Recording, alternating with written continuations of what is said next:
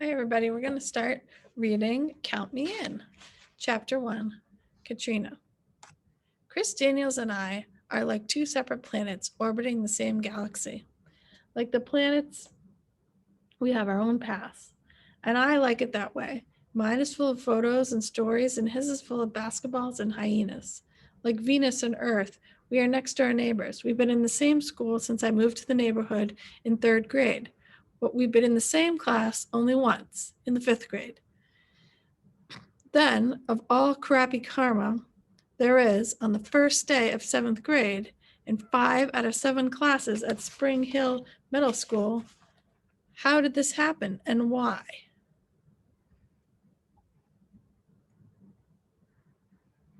I must have had some good karma too, because Mrs. Trotter is my homeroom and social studies teacher. She's the best. She greets me with a fist bump.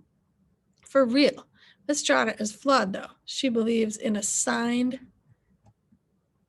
Let's get down to it. Seating. Seeing Chris sitting at the desk in front of me in the homeroom makes it impossible to focus. Our paths are getting dangerously close.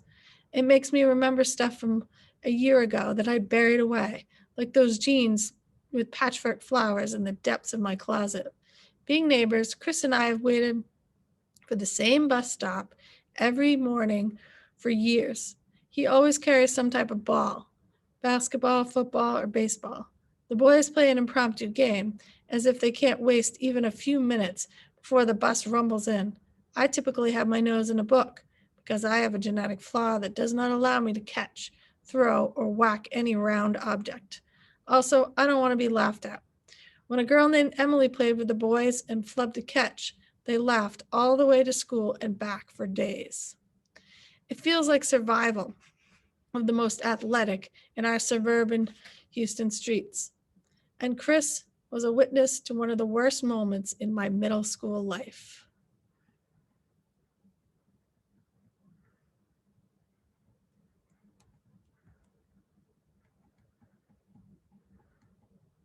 It was in the 6th grade, early in the year, and it was still 98 degrees because apparently the weather gods had not flipped the calendar for summer at all to fall yet. Every ride home on the bus is like a sauna, and it brought out the worst in the boys, who for some reason had turned into a pack of crackling hyenas that year. While the rest of us fanned ourselves with notebooks or sighed in submission to the heat, they started making lists, and they were not harmless to-do lists. The prettiest girls, the bossiest, the girls with the best hair. My best friend Ashley made that list. The girls with the worst hair, the basic degrading grading system of human beings. Then Quinn, or Hyena 1, said, let's make a list of the girls with the hairiest arms. Because, why not, right? Instinctively, I pulled my shirt sleeves. I didn't have a sweater or a cover up because, well, it was 98 degrees. Together, the hyenas said, K-chops. Yuck, yuck, yucky, yuck. Yes, I'm Karina Chopra. Was at the top of the list. The only one on the list, the boys thought it was hilarious that they couldn't stop laughing, and long enough to name everyone else. I glanced around through the lowered lids. Some of the kids nearby pretended they hadn't heard, but I knew that they had because they weren't wearing earplugs and none of them had hearing problems. Others were laughing.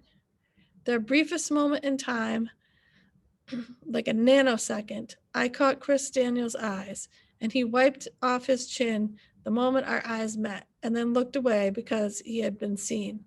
Back then, I envied girls who had older brothers or sisters to protect them from bullies. Before the hairy arms incident, I imagined that my neighbor Chris, who had grown taller and bigger, would one day be a friend and stand up for me. His older brother Matt was always friendly to me, but he had gone off to college a few years back. After I saw Chris being a jerk with his friends, I realized he was not Superman and that I didn't need rescuing anyway. The rest of the way home, I was mad at myself for caring. Ashley, who usually sat with me on the bus, was homesick that day. If she had been there, she would have glared at the hyenas and said, Katrina, they're fools. But in a way, I was just glad that she'd missed it. Who knows a witness who really wants a witness to this humiliation? From that day forward, I wore a long sleeve shirt to cover my arms, even in the heat in Houston, Texas. At first, Mom didn't notice she and Dad were busy building their sandwich franchise. Mom had quit her 9-to-5 job at an oil company a year before. Dad still had his day job as a computer systems analyst, which meant he was working 25 out of the 24 hours. Finally, one day, Mom looked at me and said, Katrina, what happened to all those cute shirts we brought you for back to school? She had caught me off guard. I so blurted out the truth. They all have short sleeves, and I need to cover up my ugly arms. Mom and Dad exchanged looks at each other. Oh, Katrina, Mom said, boys can be awful. Don't let them get to you. Your arms are not ugly. But a mother has to say that, right? Around the same time, I passed a note. It had a name in big, bold letters, Katrina. I turned to see who had written it to me, but everybody had their heads down. I opened the note, and the same bold letters said, Curry chop stinks, go home. Then I looked back again. Hyena 1, otherwise known as Quinn, was giggling. I read the note again. This time, I took a deep breath to calm myself. I didn't live under a rock. I knew that since 9/11, when the Twin Towers tumbled and the terror came to our shores, people have looked at brown skin with suspicion. I wasn't brown born then, but the stories were whispered in Southern Asian immigrant homes for years after. Usually the adults tried to shield the kids. Even so, the fears sped up through the closed doors and the ventilation ducts. Be careful, they said, be careful. Then I was 7 or 8. My older cousin told me a American man who got shot in Arizona after 9/11, probably because he was wearing a turban, and that alone made him a murderer. Think foreign tourists, my cousin had been telling us ghost stories. Somehow, she ended up telling us the real story that was even scarier. I was thankful that my father and grandfather did not wear turbans and worried for my friends whose fathers and grandfathers did.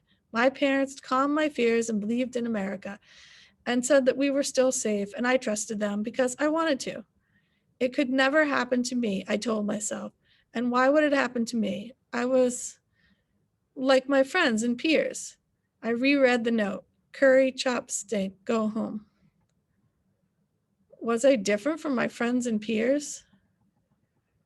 I knew I didn't stink, and the note was Quinn's way of saying he thought I was un-American, that I was born in Texas, and so were my parents. I remember crumbling the note up deliberately and tossing it into the trash, and the teacher wasn't looking. And for once, despite my shaky hands, it fell into the basket in its determined arc, because that was where it belonged, and the universe knew that, and I noticed Chris Daniels watching me make that throw.